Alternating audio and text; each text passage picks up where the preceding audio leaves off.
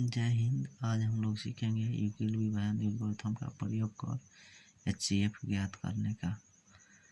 HCF Euclid विभाजन algorithm का प्रयोग कर, जैसे यहाँ 135 और 225 का HCF निकालना है, तो सबसे पहले इसमें क्या करते हैं, देखते हैं बड़ा कौन है छोटा कौन है। बड़ा को A मानते हैं, जैसे 225 बड़ा है तो 225 को A मानिए और छोटा को B मानिए। 135 को हम B मानेंगे। यूक्लिड विभाजन एल्गोरिथम का सूत्र होता है यूक्लिड विभाजन एल्गोरिथम से हमको HCF निकालना है। यहाँ लिखेंगे, सूत्र होता है A बराबर BQ प्लस R। अब A बराबर BQ प्लस R यानी A का मतलब होता है, A का मतलब भाज्य, A का मतलब भाज्य, B का मतलब भाजक और Q का मतलब भागफल।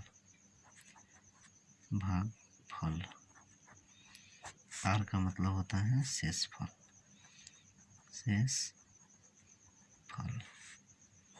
R का मतलब होता है शेषफल।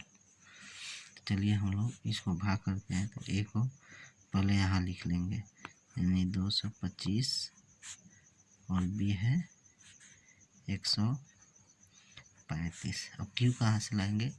सबसे पहले देखिए, इधर अलग आप भाग कर सकते हैं, जैसे 135 में आप भाग करेंगे 225 और 225 को भाग कीजिए तो 135 दूना होता है 270। ये 225 है तो एक मरतबा लगेगा, तो 135 लिखिए और घटाइए। 5 में से 5 घटेगा 0, इसमें से नहीं घटेगा 12 हो जाएगा। 12 में से 3 को घटाएंगे तो 9 बचेगा, 1 कट जाएगा। और देखिए जो कट गया, जैसे 135 से भाग कर रहे हैं हम, तो शेषफल में कितना बचा? 90। Q कितना है? 1। गुना में हम यहीं Q को लिखते हैं 1, और शेषफल में कितना बच रहा है? 90, तो यहाँ 90 लिख देंगे। हमको शेषफल शून्य लाना है तभी बनेगा, शेषफल अगर शून्य नहीं है तो नहीं बनेगा। तो क्या करेंगे, हम लिखेंगे R बराबर नॉट 0। अब A का मान जो B है वो A हो जाएगा। अब इसको ऐसे घेरेंगे और इसको यहाँ उतार देंगे 135। इसी तरह तो ये B हो गया और ये A हो गया, तो हम लिखेंगे A बराबर 135 और B बराबर 90। और फिर इसको भाग करेंगे, 90 दूनी 180 होता है, तो अधिक हो जाएगा, एक मरतबे देंगे तो 90। और फिर इसको घटाएंगे, 5 में से 0 घटाएंगे 5 और 13 में से 9 को घटाएंगे तो 4 बचेगा। फिर नहीं कटा तो फिर यूक्लिड विभाजन एल्गोरिथम से, यानी A बराबर BQ प्लस R लिखेंगे। A का मान कितना है? 135, तो 135 लिखेंगे और बराबर में B का मान 90। अब 90 से 135 को भाग किए तो कितना है? 1 मरतबे और शेषफल में 45, यानी Q का मान 1 आया तो 1 लिखेंगे और R का मान 45 है तो 45। इस बार भी R का मान 45 है तो R बराबर नॉट 0 लिखेंगे और फिर A बराबर लिखेंगे। अब A बराबर 90 हो जाएगा, A बराबर 90 और B बराबर 45। यहाँ 45 लिखेंगे और फिर यूक्लिड विभाजन एल्गोरिथम का प्रयोग कर, यानी A बराबर BQ प्लस R।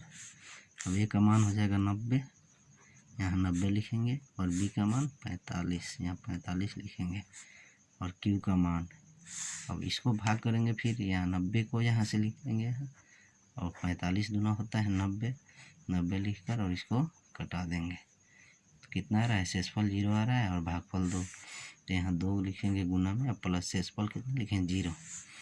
अब ये R का मान कितना आ गया? 0। जब R का मान 0 आएगा तो हम HCF लिखेंगे, HCF।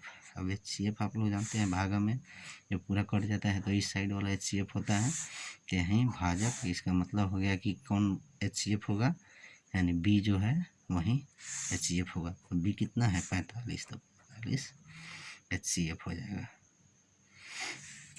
उसी तरह देखते हैं दूसरा क्वेश्चन एक और है, 196 और 38,220। 196 और 38,220 196 और